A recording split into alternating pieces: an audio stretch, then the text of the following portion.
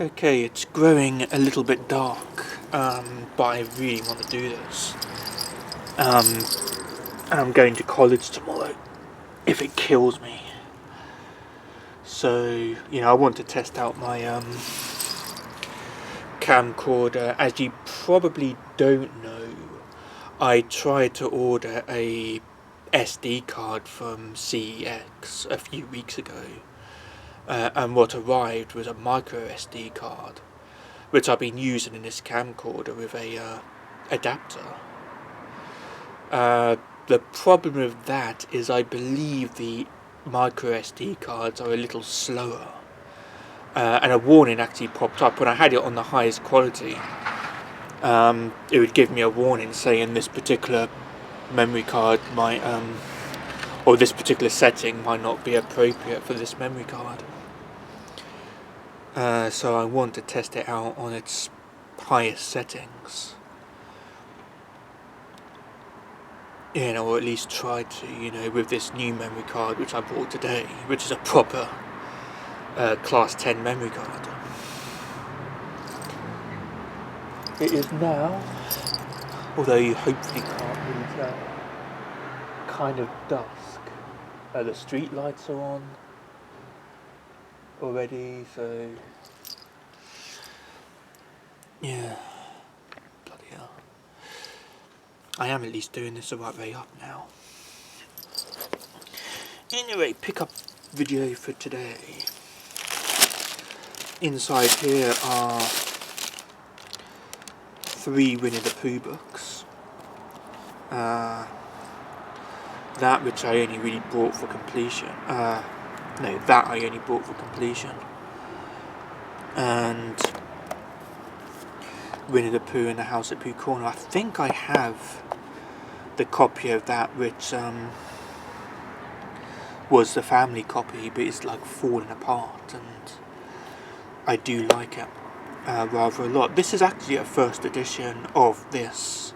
I mean, it wasn't made in the trenches, obviously. It was made in 1965, as was this one.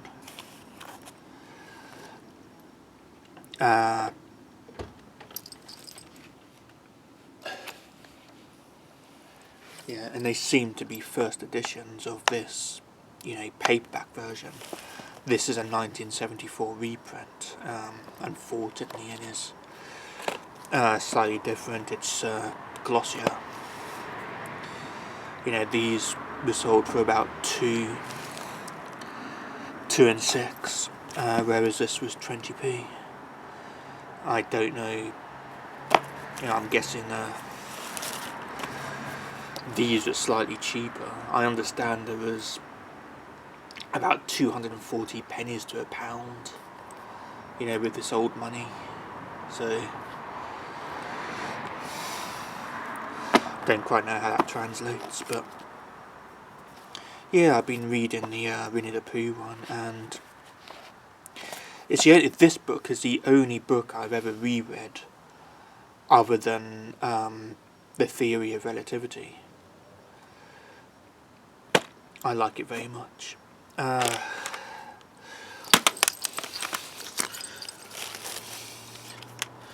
International Velvet, which I already have. It's actually sellotape shut. I can't be bothered to open it, so I haven't checked the condition. Like I said, I already have it. I was hoping to find a CD, a personal CD player. The only one I could find was about 35 quid from Argos, and I'm a little unwilling to splash out that much for something which I'm sure I already have, and one very similar to that actually. I was hoping to find one for about 10 or something, and I've got an MP3 player. In fact, I use my phone as a Walkman, but sometimes it's kind of nice, if you pick up a CD to be able to listen to it straight away. So I'd like a little Discman to, just sort of carry around with me. Or I'd like to find one I already have and hope that it still works. But I was unable to sort one out today, so I have another copy of that. So yeah, it's a good album though, much better than the film. And I believe I bought this in error. I think this came with a breakfast. I was going to look it up actually. I think it came with like a breakfast cereal, and there was 2 of them. And I believe I have both. I mistook it for a different CD.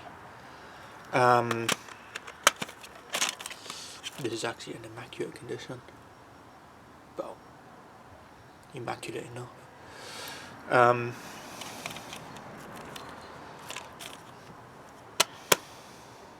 It doesn't say the, I mean, it says promotional copy, but it doesn't say, you know, anywhere kind of where it came from. I think it came from a breakfast cereal, like I said, or something like that. Or, you know, like a packet of washing powder or something. You know, and I think I got them back in the day, both of them. But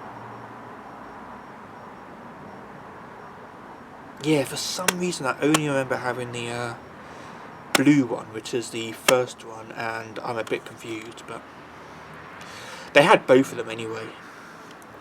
And I picked up the green one because I was sure that was the one I didn't have. This is pretty cool. I've been after one of these for a while, and this one looks to be what it is it's like a mixtape, but on CD. So you've got a DVD here and 8 CDs that literally presented like a old-fashioned album almost. Yeah, like a little book of CDs, and you know, I recognise DJ Seduction. Apparently that is the DJ Seduction that did Hardcore Heaven in the 90s. This was filmed or made in 2009. But it looks like it's sort of an old, I mean they call it a rave for a start, it looks like it's an old school style sort of thing, which I'm kind of looking forward to, and I'm looking forward to seeing what the DVD looks like. Oh, that I just bought out of morbid curiosity. It's obviously from an ITV programme and is on like Yorkshire Television's record label, oddly, and apparently it's a sort of religious show that aired on a Sunday, which I've never heard of. I don't know what it's about. Stars on Sunday. It really is getting dark now. Might have to refilm this tomorrow. Berlin. Yeah, it's got to take my breath away on it, but it's not the. It's not actually the Top Gun soundtrack. Label fail.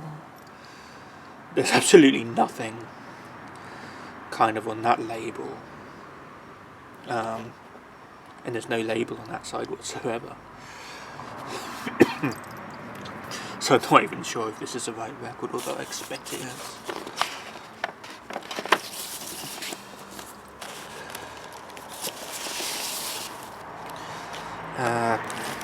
Another funny pony of a record, you know, the tobacco company, I guess, Dunhill. Basically just a compilation of these tracks.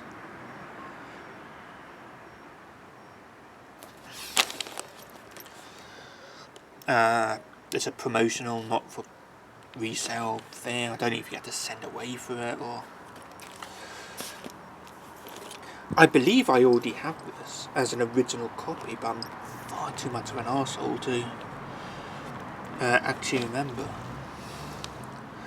But it's on a different label. This is like a very recent kind of reproduction.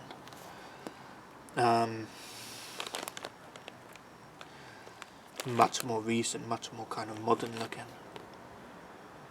Which is what fooled me. I thought, oh, it's a album, or at least a compilation that I don't have. But I believe I have it on the Columbia label. Rock Me Amadeus on the 12-inch. That's what it looks like. You got something on that side and an extended version, and the B side to the 7-inch on that side.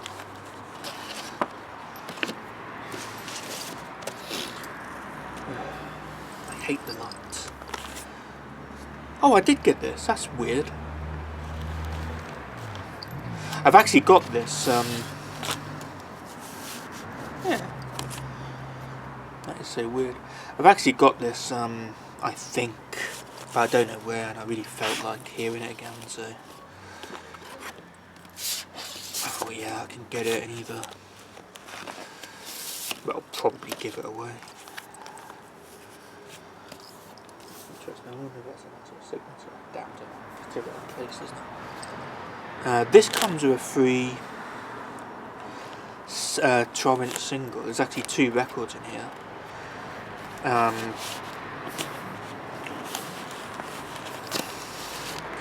And this is a 12-inch, which has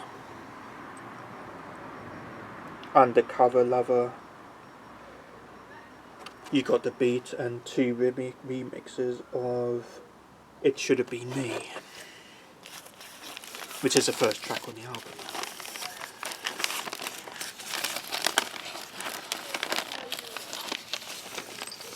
I think the album is longer than either of the remixes on this track. I don't know if this came with the album originally, it probably did. There's an Elton John record as well, A Single Man. And that had a copy of one of the records from Goodbye Yellow Brick Road. Just kind of insert, it was a gate sleeve cover, and it's kind of inserted in the middle of the gate sleeve. What's his name? James' last record. Looks kind of interesting though. It's got those tracks in it.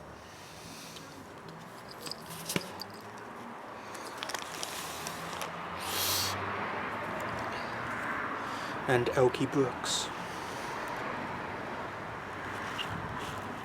And of course I got these from Sue Riders. In town, all the records anyway. I've got the CD set and the 2, CD albums. I've got the CD set from the local record shop, and the books from a shop that I can't remember the name of, but it's like a second-hand bookshop in town. And that's it. Oh yeah, I almost forgot. I've got that. It's kind of a folky thing, I think. It was like a couple of buskers. One of them was playing, one of those bass instruments that consists of like a single string on a bow thing, and you kind of, you got a stick and a box, and you kind of play it by wiggling the stick around and.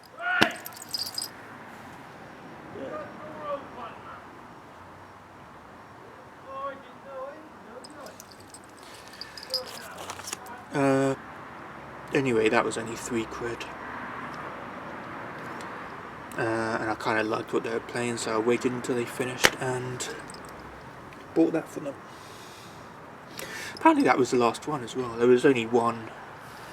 It said CD for sale, and there was like a CD, one CD kind of there, which I thought was just to show you what the CD looks like. I expected them to sort of pluck one out of a bag or something, and they just took the one.